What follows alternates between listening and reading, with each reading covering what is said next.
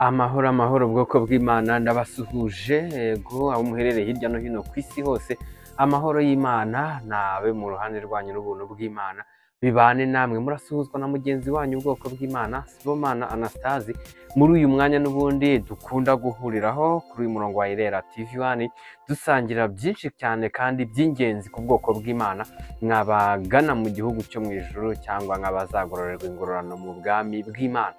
Rero ubwoko bw'Imana ndabashimiye cyane yuko mudahwema kubana natwe kuri umurongo wa Irera TV1 kwiga byinshi cyane kandi bigiye bitandukanye, dore ko n'ubundi barimo kugenda mubikurikirana cyane. Ndabashimiye abagenda mwandika kugira ngo nyirizina mu bisobanukirwe cyangwa munabyumve mu gihe gito cyane, kandi abeho no kungurana ibitekerezo mu gihe ubyanditse ukagenda hirya urimo kugenda ubyigaho, n'ubundi uza nawe ufite ibitekerezo byinshi cyane byagutse ukaza ukabidusangiza. Ndabibashimiye cyane kandi binaba byiza cyane kubera ko iyo ugiye kubyigisha abandi no kubisobanurira abandi uba ufite yego ububiko bw'ibyo wagiye wandika ukabyifashisha mu gihe urimo gusobanurira mugenzi wawe nyirizi. Yego, dore ko ubwoko bw'Imana buri gihe nimba turimo kwiga cyangwa kwigisha tureba ku bintu bifatika, tureba icyo ijambo ryagiye ribivugaho.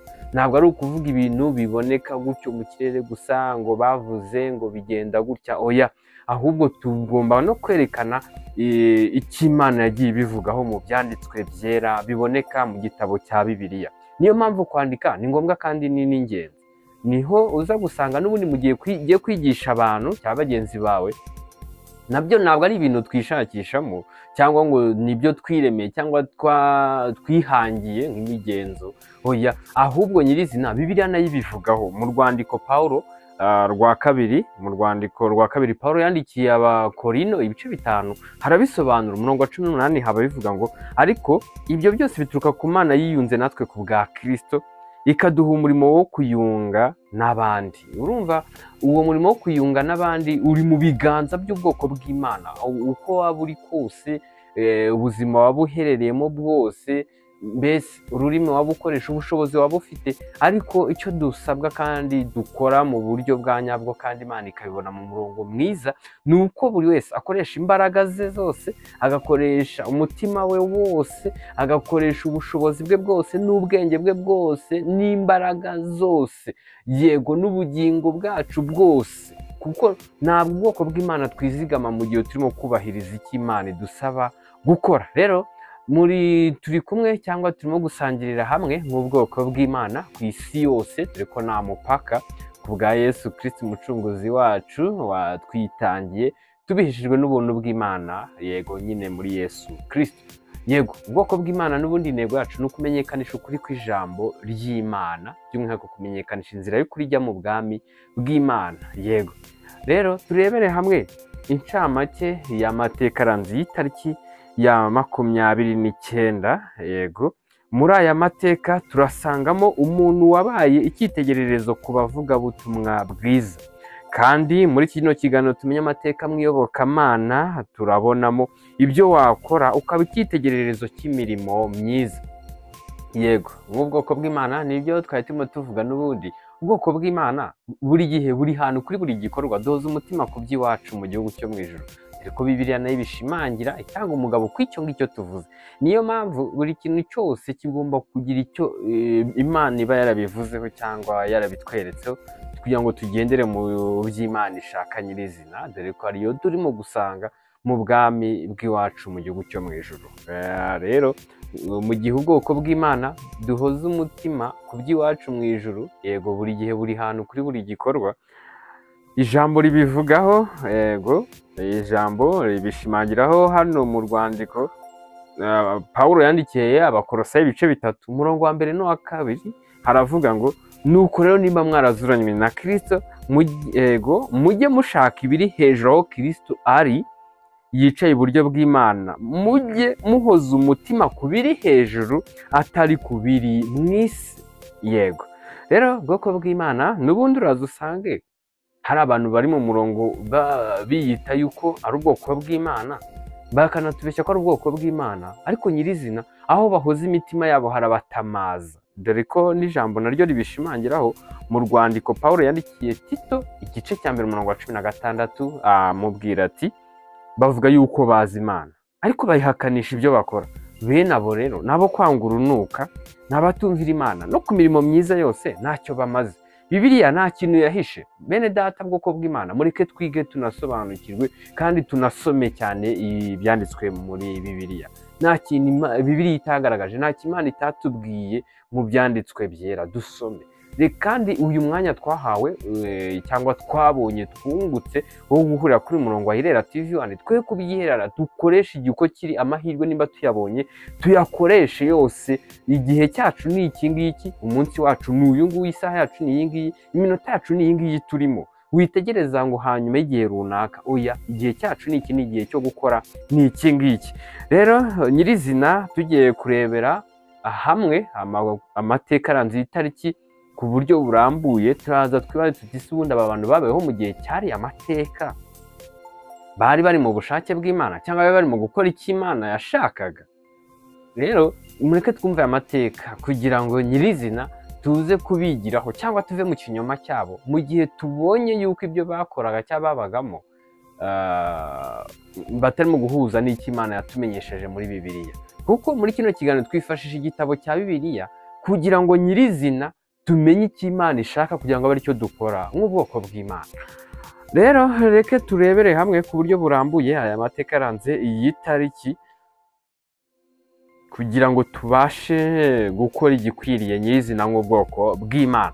Ku ya 29 Ukuboza mu mwaka w'1809 William Gladstone wabaye minisitiri w'intebe w'Ubwongereza inshuro enye yavukiye i Liverpool mu Bwongereza. Initi imwe yamwise icyitegererezo cy'iby'abavugabutumwa n'abaturage bo mu Bwongereza. Yego, b'Abongereza basabye mu bya politike, basabye mu banyapolitike babo. Yego, babo. Amateka n'ubundi twatangarijwe n'urubuga rwitwa christianitytoday.com. Yego, nyirizina tubonye aya mateka ni nkaho tuba tuyumvisheho agace gato cyangwa nka samari yayo. Nyine nyirizina tubonye uyu William muri make ubuzima yabayeho, tubonyeho n'icyo initi imwe yamwise cyo. Yego, nyirizina tugiye kureba Bibiliya ikirimo kuvuga kuri aya mateka dukomojeho. Nyirizina tugiye kureba muri kino kiganiro tumenye amateka mu iyobokamana, ikiganiro kinyura kuri Irera TV1 buri munsi. Turabonamo ibyo wakora ukaba icyitegererezo cy'imirimo myiza nyirizina. Kuko uyu William Gladstone, yego, uyu nguyu n'ubundi mu Bwongereza wabaye minisitiri w'intebe inshuro enye, akaba yaravukiye muri Liverpool.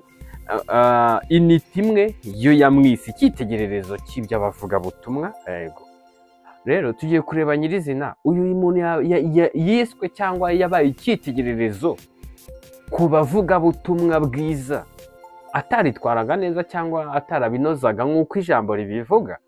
Ntibyashoboka, ahubwo yabikoraga mu buryo bwa nyabwo, mu buryo bwuzuye, bituma yitwa yego icyitegererezo cy'abavugabutumwa. Cyabigaragara yuko n'ababikoraga hari icyo bamureberagaho, ariko batagiye iruhande cyangwa inyuma y'icyo Imana yamenyesheje abantu mu byanditswe muri Bibiliya.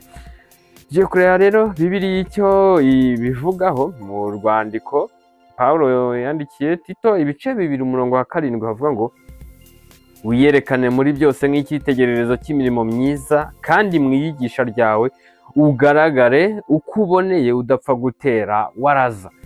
Ngaha rero ikigiye guhindura umuntu kuba icyitegererezo cyiza nicyo tubonye muri rino jambo, nuko mu gihe cyawe cyo kwigisha, mu gihe cyawe cyo kumenyesha abandi ibyo wamenye byose, yaba ari ibyo wigiye kuri Irera TV1, ari ibyo wigiye n'ahandi impande n'impande, ariko bitaza kuvuguruza no kurwanya icyo Imana yatumenyesheje mu byanditswe byera muri Bibiliya, icyo gihe ukabyigisha. Rero mu kwigisha kwawe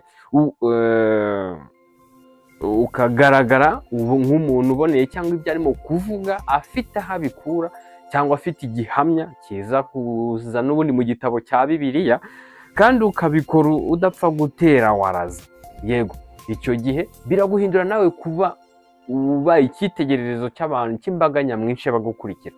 Tugaruke gato, nakagiye kunyuramo, buriya ubuzima bwose umuntu abamo cyangwa ubuzima ubamo wowe nyirizina, ibyo ukora n'ibyo ugenderamo, sosiyete ubamo cyangwa imbaga nyamwinshi muhura cyangwa abo mubana bose, uko nguko ugenda n'uko witwara, ibyo uvuga, imyanzuro ufata ku gikorwa runaka rusange kigaragarira muri rusange, iryo ngiryo aba ari isomo rikomeye cyane kandi riba rifite imbaraga umenyesha abantu.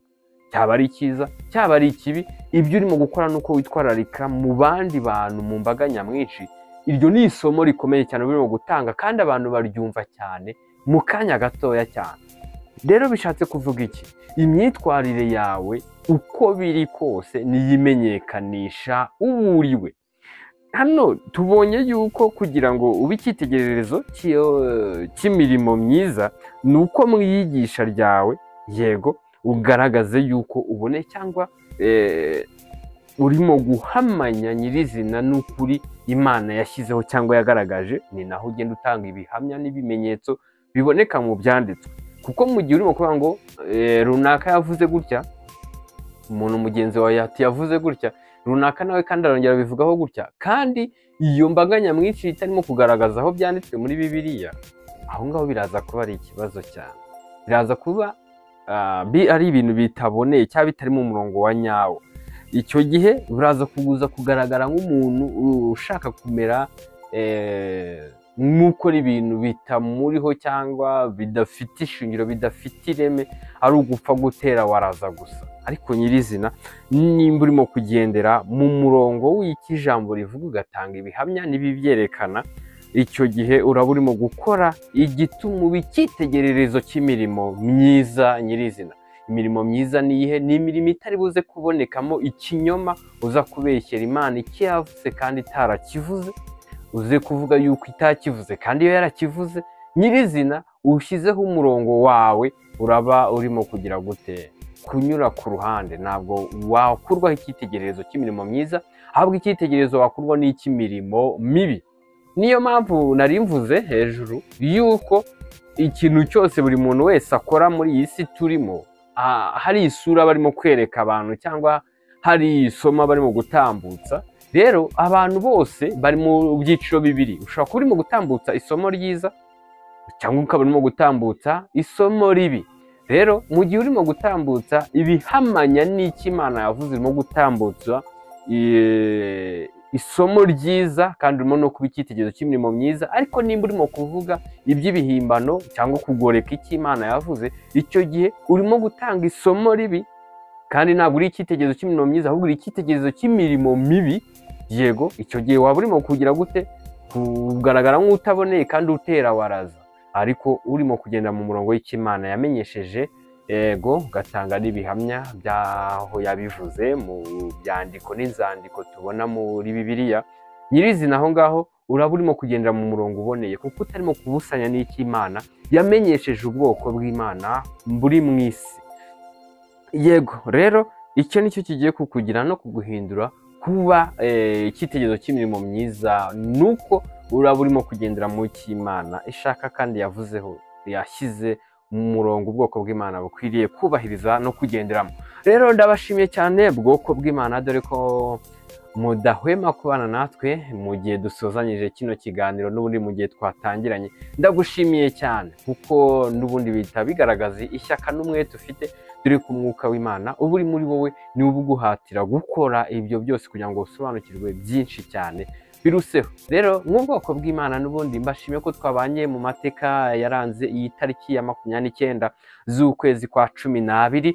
Yego, tuzasubira ku munsi w'ejo. Ubaye uri mushyashya kuri murongo wa Irera TV, hari n'ibindi biganiro byatambutse byinshi cyane kandi byigira mu mumaro ku bwoko bw'Imana nyirizina, kandi kubwo gukora subscribe nyirizina biraguhesha amahirwe yo kugira ngo ikiganiro cyose dushyizeho hanyuma kijye kiyita kiza kikugeraho. Ndabashimiye cyane rero ubwoko bw'Imana n'ubundi Ego ntiduhema kuvuga ukuri no kumenyekanisha icyo Imana ishaka, dore ko intego yacu ni ukumenyekanisha ijambo ry'Imana uko riri, ndetse by'umwihariko kumenyekanisha inzira y'ukuri ijya mu bwami bw'Imana. Kandi ubwoko bw'Imana buri gihe buri hantu kuri buri gikorwa, duhuza umutima ku by'iwacu mu ijuru. Yego ndabashimiye cyane, amahoro y'Imana n'ubuntu bw'Imana bigwire muri mwe, mubiheshejwe no kumenya Imana na Yesu Kristo umucunguzi wacu. Murakoze cyane.